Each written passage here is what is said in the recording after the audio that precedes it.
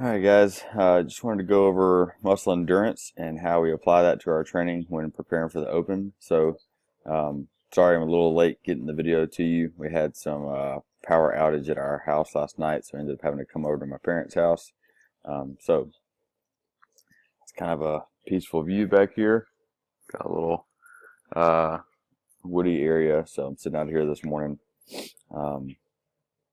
But anyway, just wanted to get this to you as soon as I could.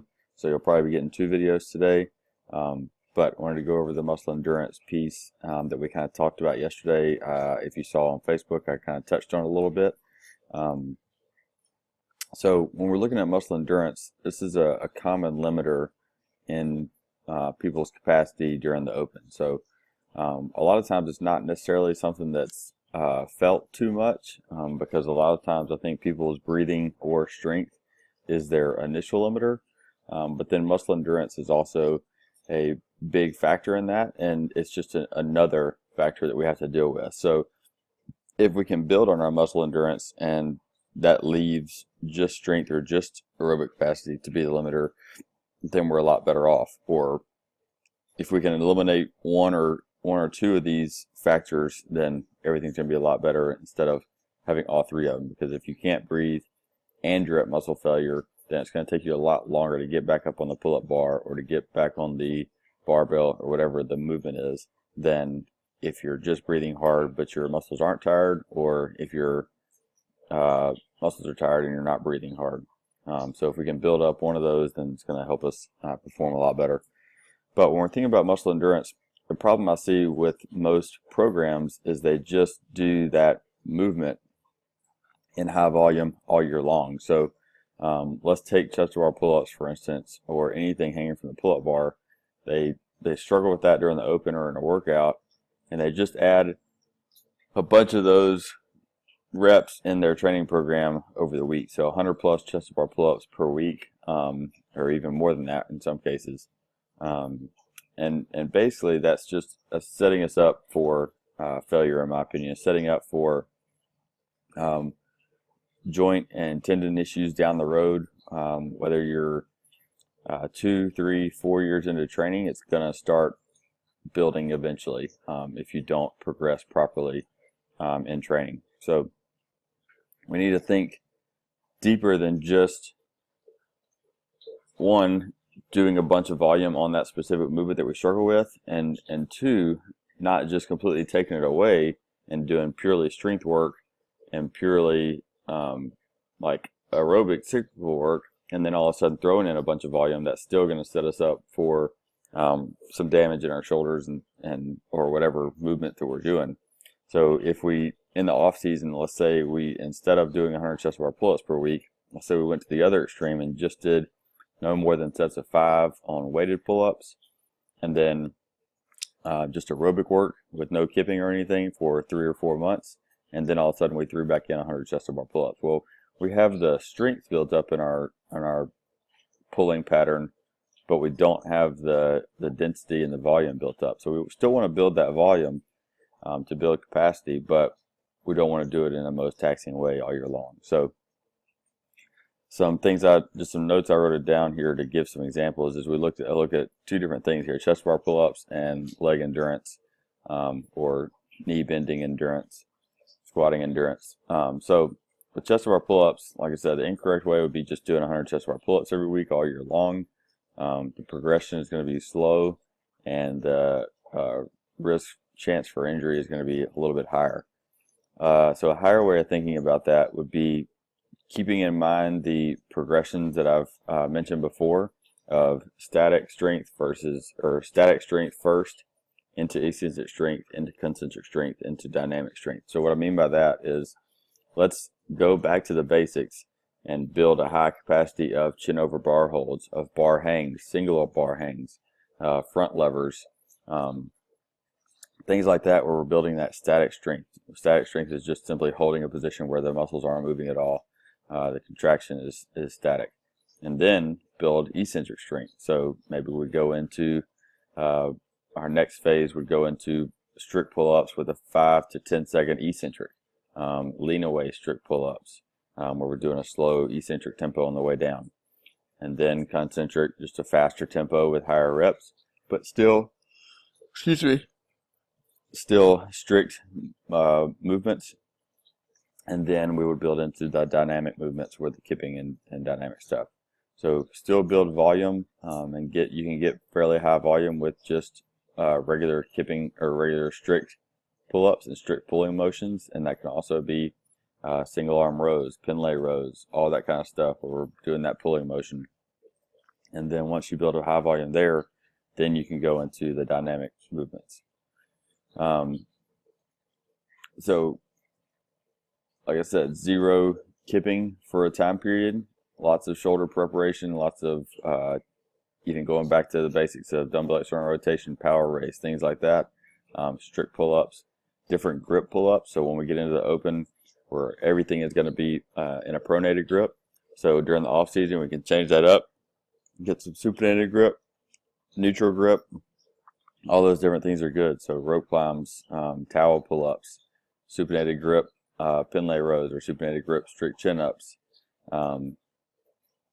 dumbbell rows in a neutral grip, dumbbell rows in a supinated grip, all those different things. Just changing up the grip is going to change up it's going to balance the shoulders a little bit better and the pulling muscles a little bit better, but it's also just going to give the pronated grip motion a little bit of a break. So again, we talked about tempo for hypertrophy, so building up the hypertrophy of those muscles. So doing sets of 8 to 10 to 12 to even 15 reps on different pulling motions, whether that's ring rows, pin lay rows, strict chin ups, all that kind of stuff. That's going to help improve.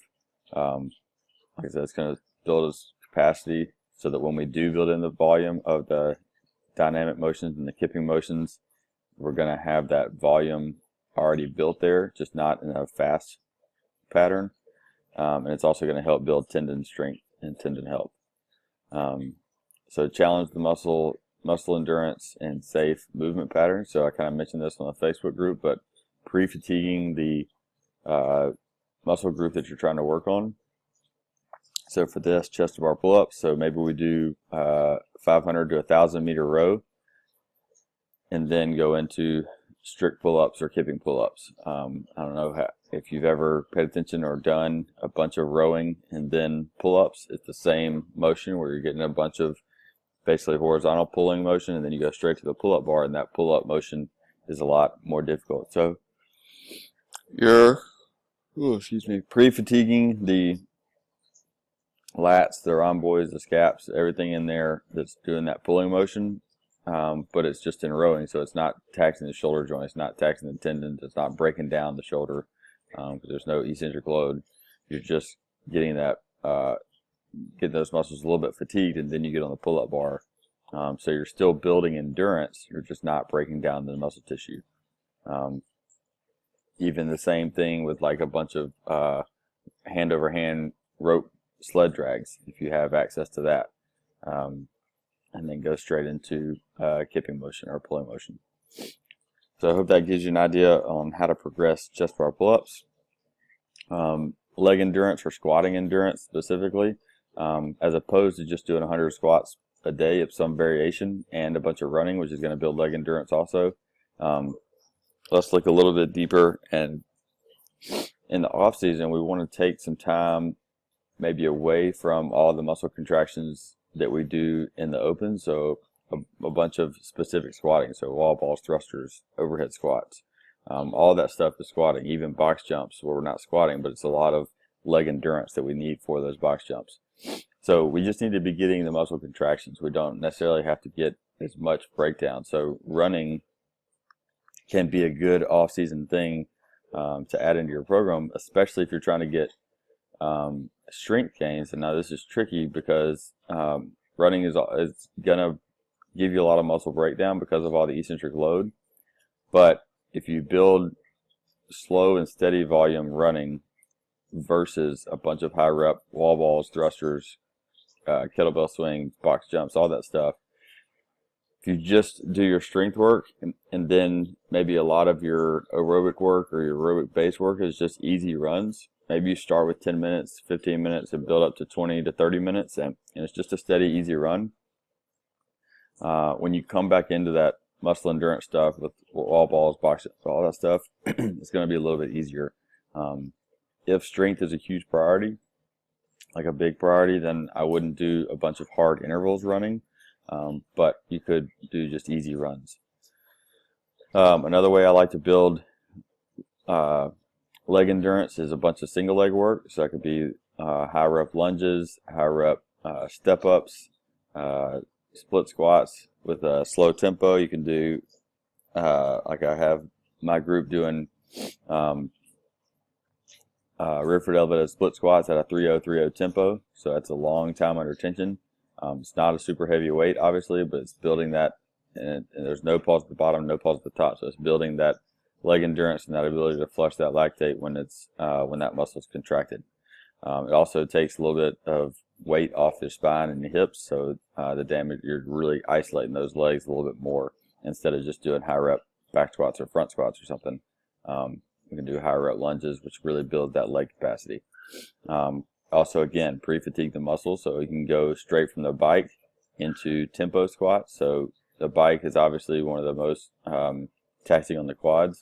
And then if you go, like again, this is something I have my group doing right now, where we have 30 to 60 seconds of aerobic pace on the bike, and then we go straight into goblet squats at 3-0-3-0 tempo, and then back to the bike and back and forth. So they're pre-fatiguing the muscle with the bike, which is not damaging. There's no eccentric load or anything like that. And then they're going into a slow tempo squat where they're having to keep that muscle under tension as they go up and down. There's no pause at the top, no pause at the bottom. So they're building that capacity there, so that when we get into box jumps, kettlebell swings, and we start building the volume there, the muscle endurance will be there. It'll just be getting used to the movements and the how those movements tax the muscles in a little bit different way, but the volume itself will be there. So I hope that helps. Again, this is kind of an overlooked thing. It's a little bit harder to describe than the first two, than the strength and the energy system, as far as how I do it and how I lay it out in our program. But right now is a time in our Iron Sharp Athlete program where we're really starting to build that muscle endurance. Whereas kind of the off season, we've built a little bit more time building strength and building the engine. And now we're getting into a little bit more sport specific stuff, getting into some lactate stuff, getting into some muscle endurance stuff, and some gymnastics density stuff. So hope that helps. Let me know if you have any questions on this. I may touch and do another follow-up video on this. I didn't even get into density sets and density training and how that can play a factor in your program, which is a great way to build muscle endurance. Escalated density training is a style of it that we've kind of taken and applied to our sport that helps really well. But I'll get into that a little bit more if I get some requests for it. So, like I said, I hope that helps. Let me know if you have any questions. If you're interested in joining our Iron Sharp Athlete program, which is preparing you for the Open. So we've got 4 or 5 months building up to that. So now is the perfect time to get into a program that's specifically preparing you for the Open. So let me know if you have any questions about joining in on that. Join in our athlete group in there, and I'll get you hooked up. Hope that helps. Let me know if you have any questions. Have a good one.